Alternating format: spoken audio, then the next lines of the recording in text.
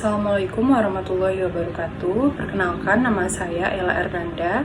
Saya dari Prodi Perbankan Syariah kelas 3C dengan NIM 2323140059. Yang terhormat Bapak EN Juli Efrianto ME selaku dosen pengampu mata kuliah Ekonomi Makro dan Mikro Islam. Di sini saya akan menyelesaikan tugas akhir ujian semester saya, yaitu menjelaskan tentang struktur pasar dalam Islam. Baiklah, masuk ke poin yang pertama, yaitu definisi pasar. Pasar merupakan mekanisme pertukaran barang dan jasa yang bersifat alamiah dan telah berlangsung sejak awal peradaban manusia. Pasar merupakan bagian penting dalam kehidupan seorang muslim dan dapat digunakan sebagai katalisator hubungan transendental muslim dengan Tuhan. Dengan kata lain, pasar adalah perdagangan dalam ibadah muslim dalam kehidupan ekonomi.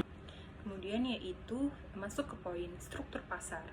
Berdasarkan strukturnya, pasar dibedakan menjadi beberapa bagian. Yang pertama yaitu pasar persaingan sempurna.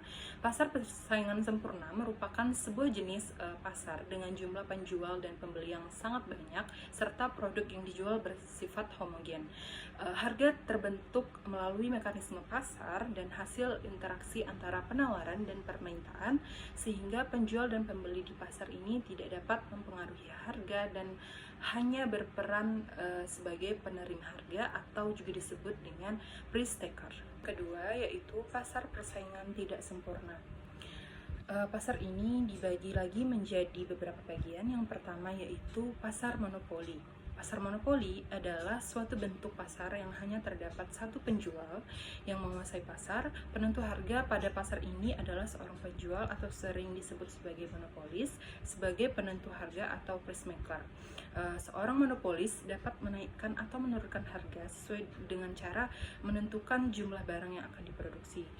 Semakin sedikit barang yang diproduksi, maka semakin mahal harga barang tersebut. Begitu pula sebaliknya. Kemudian yang kedua yaitu pasar oligopoli. Pasar oligopoli ini adalah pasar di mana penawaran satu jenis barang dikuasai oleh beberapa perusahaan. Umumnya jumlah perusahaan itu lebih dari 2 tetapi kurang dari 10. Pada pasar oligopoli, setiap perusahaan memosisikan dirinya sebagai bagian yang terikat dengan permainan pasar. Keuntungan yang mereka dapatkan tergantung dari tindak tanduk pesaing mereka. Maka itu semua usaha promosi iklan, pengenalan produk baru, perubahan harga, dan sebagainya dilakukan untuk menjauhkan konsumen dari pesaing mereka. Kemudian selanjutnya yaitu pasar persaingan monopolistik. Pasar persaingan monopolistik ini adalah salah satu bentuk pasar yang terdapat banyak produsen yang menghasilkan barang serupa tetapi memiliki perbedaan dalam beberapa aspek. Penjual pada pasar monopolistik tidak terbatas, tetapi setiap produk yang dihasilkan pasti memiliki karakteristik tersendiri yang membedakannya dengan produk yang lain. Contohnya itu adalah seperti sampo, pasta gigi, dan lain sebagainya. Meskipun fungsinya sama, ya ini untuk membersihkan rambut, setiap produk yang dihasilkan produsen yang berbeda memiliki ciri khas khusus. Misalnya pada perbedaan aroma, perbedaan warna, dan kemasan. Selanjutnya yaitu pasar monopsoni. Pasar ini merupakan bentuk pasar yang terdapat pembeli tunggal sedangkan penjualnya banyak. Dalam hal ini, pembeli memiliki kekuatan dalam menentukan harga karena pasar monopsoni ini adalah suatu bentuk interaksi permintaan dan penawaran antara satu pembeli dan banyak penjual. Contohnya itu yang ada di Indonesia adalah PT Kereta Api Indonesia yang merupakan satu-satunya pembeli alat kereta api. Kemudian selanjutnya yaitu pasar oligosponi. Pasar ini adalah bentuk pasar yang barangnya dihasilkan oleh beberapa perusahaan dan banyak perusahaan yang bertindak sebagai konsumen. Contohnya yaitu Telkom, Indosat, Mobil 8 atau XL Komindo, yang merupakan perusahaan pembeli infrastruktur telekomunikasi seluler. Dalam hal ini, perusahaan pembeli barang tersebut akan membeli barang dengan kualitas dengan harga yang bersaing. Produsen tidak bisa mengontrol harga kecuali bisa memproduksi barang dengan kriteria tertentu tidak mampu dibuat oleh produsen yang lain. Kemudian yang ketiga yaitu kerjasama atau disebut juga dengan cooperation, yaitu ekonomi Islam adalah sistem ekonomi yang mengedepankan pada kebebasan.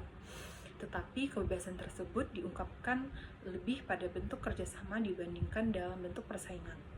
Kemudian tentu saja kerjasama merupakan tema umum dari organisasi sosial Islam. Individu dan kesadaran sosial tidak lepas dari jalinan yang bekerja bagi terwujudnya kesejahteraan yang lainnya. Inilah ajaran Islam kepada umatnya yang dituangkan dalam Al-Quran yang diekspresikan oleh Nabi SAW. Prinsip persaudaraan sangat ditegaskan dalam Al-Quran dan Sunnah, utamanya dalam hal pembagian kepemilikan pribadi kepada saudara. Kemudian selanjutnya itu keterlibatan pemerintah dalam pasar.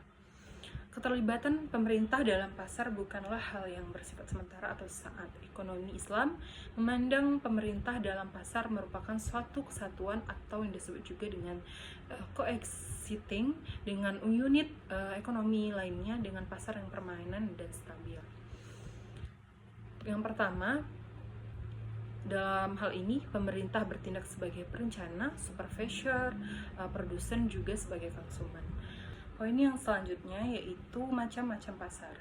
Dalam teori ekonomi banyak dikenal macam-macam pasar, baik yang pada praktiknya sering dilihat kenyataan yang sehari-hari maupun yang hanya dikenal secara absolut dalam teori. Macam pasar yang umumnya banyak dipraktikkan biasanya adalah monopoli, monopolitis, dan oligopoli. Macam pasar yang secara absolut hanya ada dalam teori ekonomi adalah bentuk persaingan murni dari persaingan sempurna. Secara garis besar, macam-macam pasar ditinjau dari segi penjual, yaitu yang pertama persaingan sempurna, yang kedua monopoli, yang ketiga monopolistis, yang keempat yaitu oligopoli. Kemudian bila ditinjau dari sisi pembeli, macam-macam pasar dapat dibagi menjadi tiga, yaitu yang pertama monopsoni, yang kedua yaitu oligopoli, yang ketiga persaingan sempurna. Baiklah, yang pertama yaitu pasar persaingan sempurna. Pasar persaingan sempurna merupakan struktur pasar yang paling ideal karena dianggap sistem pasar ini adalah struktur pasar yang akan menjamin terwujudnya kegiatan memproduksi barang atau jasa yang tinggi atau optimal efisiensinya. Kemudian prinsip-prinsip pasar persaingan sempurna yaitu tidak ada satu penjual tunggal yang mempunyai sumber cukup banyak untuk dapat mempengaruhi harganya di pasar. Kedua yaitu sumber variabel, mempunyai mobilitas yang tinggi untuk berbagi harga pasar dan penggunanya relatif fleksibel. Kemudian dalam persaingan sempurna terdapat dua keseimbangan, yaitu keseimbangan produsen secara individual akan tercapai apabila keuntungan perusahaan maksimum. Kemudian yang kedua yaitu equilibrium, yaitu apabila semua perusahaan dalam posisi equilibrium. Pasar persaingan sempurna dibagi menjadi dua, yaitu yang pertama jangka pendek dengan asumsi setiap produsen tidak bisa menambahkan kapasitas produksinya dan tidak ada produsen baru keluar atau masuk ke dalam pasar.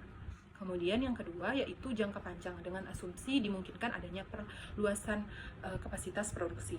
Kemudian ciri-ciri dari pasar persaingan sempurna ini yaitu perusahaan sebagai pengambil harga. Setiap perusahaan mudah keluar atau masuk dan menghasilkan barang serupa. Kemudian terdapat banyak perusahaan di pasar. Pembeli mempunyai pengetahuan yang sempurna mengenai pasar. Kemudian yang kedua yaitu pasar monopoli. Dalam Islam, keberadaan satu penjual di pasar atau tidak adanya pesaing atau kecilnya persaingan pasar bukanlah suatu hal yang terlarang. Siapapun boleh berdagang tanpa peduli apakah dia salah satu-satunya penjual atau ada penjual yang lain.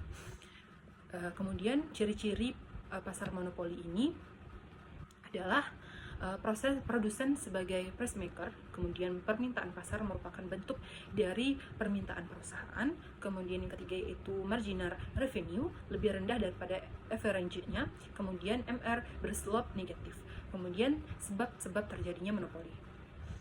Yang pertama, penguasaan bahan mentah yang strategis. Yang kedua, adanya hak paten.